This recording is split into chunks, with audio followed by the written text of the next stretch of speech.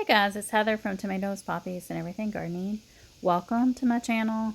Today I'm just going to take you on a nice quiet look around my suburban backyard garden slash front yard garden spaces while we look for tomatoes in need of some help.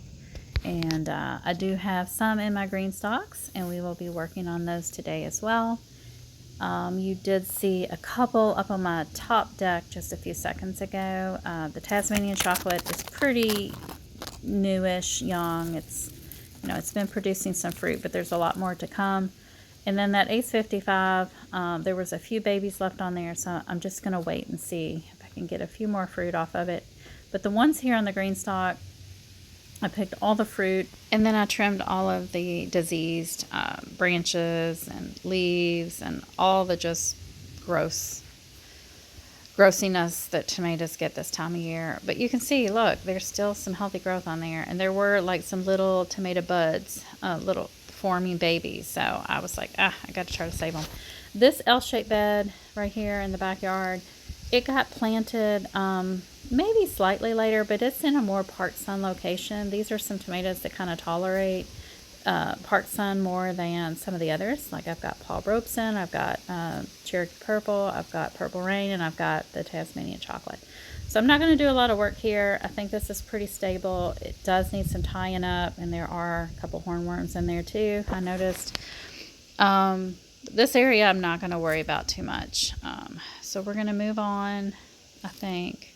Maybe I'll just be quiet here for a few seconds and let y'all enjoy just the peacefulness of the backyard and looking at the filtered light here on the tomatoes.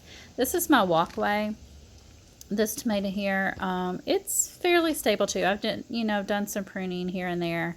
As the leaves start to dry off, I just pick them off. There's still some fruit in development. I think that's a baby hornworm there. I forgot to go back and get that after I recorded this. I'm voicing over right now. One of these plants here I ended up trimming pretty severely after this video. And I think there's just one branch left. It's not that one. I think it's the one over on the right, which was Cherokee Purple.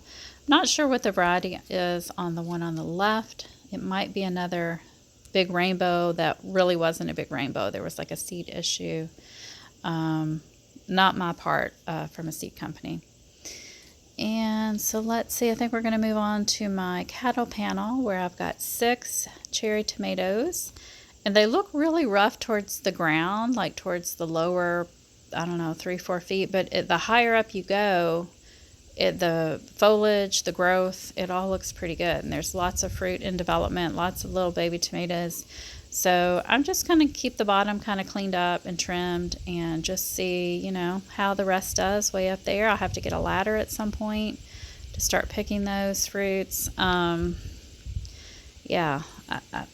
should have tried to train them to go back down, but it's a little too late now.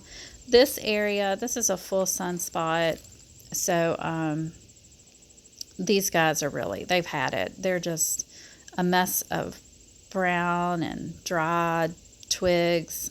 You might see a lonely little surviving tomato here and there, but they really just need to all get cut out. There's really not much here worth saving. Of course, I always say that, and then I'll find one little patch of green growth with some flowers on it, and then I'm like, But no, this needs to come out. You can tell it's past its prime. Let's see. Oh, that one in the container there too. That was a German pink. He looks really rough. He needs to come out. And as of this moment where I'm editing, I have not gotten back to these guys here. I did work on all the green stalk tomatoes, and I did work some on the walkway, but I really need to get back over there and take some of these guys out, just so I have more airflow to finish up some of those melons and just to get some of that disease out of there. And get our fall stuff in the ground. I still got my starts just sitting here on the back deck. I would love to get them planted. And you can see this bed was 5 big slicer tomatoes, various different varieties. Those got taken out probably, I would say 3 weeks ago, maybe longer. And it's been reseeded with fall stuff. So now we're back out. These are little babies, Tasmanian chocolate babies, and I hope that they will get big enough to produce by first frost. If not, they will go in and out of the garage because we won't get any harsh weather until like probably January, maybe February. So I could take them in and out just for the sunlight from the garage if I have to, and I will do that because I love tomatoes and I will be running out very soon. This particular Tasmanian chocolate that I'm showing you, that is the sucker I took off of my indoor plant experiment from last winter. I planted him April the 1st after rooting him, and he has gone strong. He has still got fruit on him. It's like never wanting to end. He is just phenomenal. I mean, I may not even love the tomato that much because it's the mushiness factor for me of that particular variety, but it's a performer. Like, it just doesn't want to stop. So you got to kind of, account for that sometimes too. I did have a couple Ace 55 cuttings that you saw in a planter over there earlier that I rooted. Okay, guys, and put into the ground. They had roots on them, so I planted them. Now we're back on the green stock area because I wanted to show you a quick example of before doing a cleanup, and then the after is going to show here in just a second.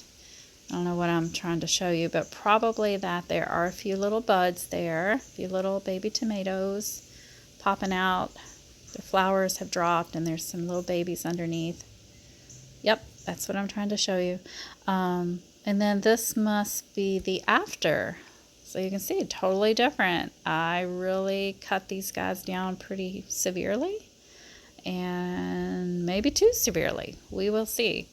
But you got to try to save the tomatoes, right? I really, really am going to be sad when there's no more tomatoes to make all kinds of yummy things.